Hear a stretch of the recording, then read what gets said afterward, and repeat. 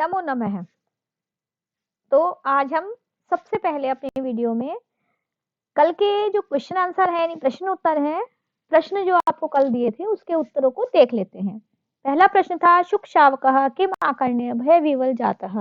उसका उत्तर है मृगया कोलाहल ध्वनि। दूसरा प्रश्न है भय विवल है शुक शावके कस्य पुटांतरम अविशत। किसके पुटांतर यानी किसके पक्षों में घुसा था, वो चला गया था अपने पिता के। तीसरा है कोटरस्थ शुक शावक किम अद्राशी, यानी कोटर में से शुक शावक ने क्या देखा था। उत्तर है शबर सैन्यम। शबर सेनापति कस्मिन वयसे वर्तमान आसीत। उत्तर क्या है इसका, प्रथम। अचिरात मृगया कलकला की दृश्य चाहत है, कैसे हो गया था वो, प्रशांत है। तो चलिए आज हम कक्षा 11 की भास्वती के षष्ठ पाठ्य के तीसरे गद्यांश की हिंदी सीखने का प्रयास करते हैं। तो पहले हमने देखा था कि एक कादम्बरी विद्याटवी नाम की कटवी थी जिसमें पंपा नाम का एक सरोवर था, और उसी के एक शालमली का वृक्ष था जिसमें एक तोते का जो बच्चा था वो अपने पिता के साथ रहता था। और वहीं पर एक शबर सेनापति भी उसने देखा, शबर सेना को देखा। और उसके बाद क्या होता है, आगे की घटना पढ़ते हैं। आसीच में मनसी अहो मोह प्राय तेषाम जीवितम। अब शबर सेना को और शबर सेनापति को देखकर उसके मन में क्या विचार आता है, आसित था मे मनसी, मेरे मन में, अहो, अहो का मतलब अहो, मोह प्राय तेषाम जीवितम, मोह पाए यानी इनका जो जीवन है वो अंधकार पूर्ण होता है। आहारो मधुमास आदि, आहारो मधुमास आदि यानी इनका जो आहार है, भोजन है, वो मधु और मांस आदि। मधु मतलब शराब और मांस मांस आदि है। श्रमो मृगया, इनका जो परिश्रम है, ये क्या परिश्रम करते हैं, मृगया यानी शिकार खेलने का ही परिश्रम करते हैं। शास्त्रम शिवारुतम, इनका शास्त्र ज्ञान कैसा है, शिवारुतम, जो सियारनियों का जो रोना होता है वही इन्हें शास्त्र महसूस होता है। प्रज्ञा शकुनी ज्ञानम, इनकी जो बुद्धि है वो क्या है, शकुनी ज्ञानम। शकुनी का क्या मतलब है, जो पशु पक्षी होते हैं उनकी जो आवाज है, उनकी जो बोली है, या उनका जो ज्ञान है वही इनका ज्ञान होता है।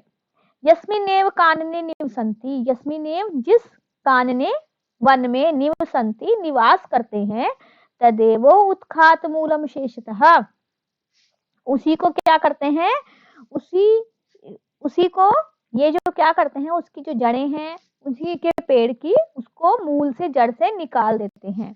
इति चिंतते मई शबर सेनापति, इति माने इस प्रकार, चिंतते सोचते हुए, मई माने मेरे द्वारा, शबर सेनापति, शबर सेनापति के बारे में ऐसा सोचते हुए, से आगत्य वे आया, और तस्य उसी तरोधर छायाम, उसी जो वो पेड़ था उसकी छाया में, परिजनों नीत पल्लव वासने, परिजनों नीत यानी अपने सेवकों द्वारा लाए गए पल्लव वासने, पल्लव वासने पत्तों के आसन पर समूह पाविशत बैठ गया।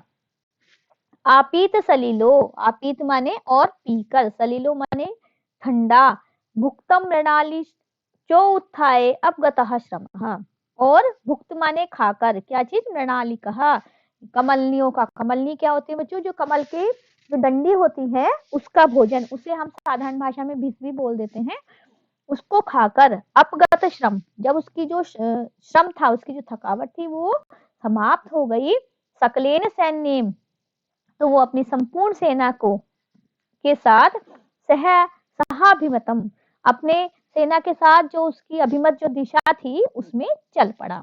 अब इसको शुरू से देखते हैं कि आसीच में मनसी अहो मोह प्राय तेषाम जीवितम, मेरे मन में विचार आया कि अरे इनका जो जीवन है वो कैसा अंधकारपूर्ण है, इनका जो भोजन है वो मधु है, मांस आदि है, इनका जो परिश्रम है वो शिकार खेलना है, इनका जो ज्ञान है, शास्त्र कैसे सुनते हैं, ये सियारनियों के रोने को ही शास्त्र मानते हैं, इनकी जो बुद्धि है वो कैसी है, पशु पक्षियों के से संबंधित जो ज्ञान है वही इनकी बुद्धि है।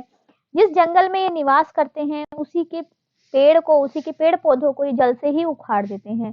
ऐसा सोचते हुए जब ये शबर सेनापति के बारे जब ऐसा सोच रहे थे, तो वो शबर सेनापति आकर उसी पेड़ की छाया में अपने सेवकों द्वारा लाए गए पत्तों के आसन पर बैठ गया, और उसके बाद उसने ठंडा जल पिया और कमलियों का भोजन करके जब उसकी थकावट दूर हो गई तो वो अपनी संपूर्ण सेना के साथ अपनी अभिष्ट दिशा की ओर चल पड़ा।